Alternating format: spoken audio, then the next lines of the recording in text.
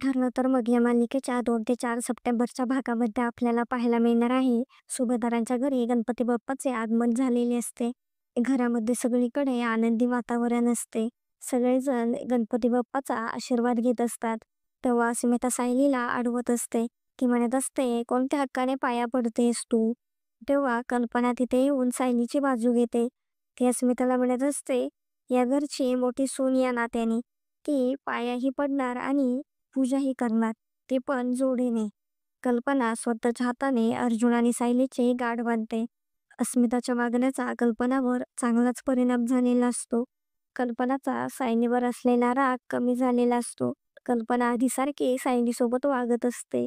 सायली आणि कल्पनाचे आधीसारखे नाते पाहून घरातल्या सगळ्यांनाच आनंद झालेला असतो. सायलीला तिची आई पुन्हा भेटलेली असते.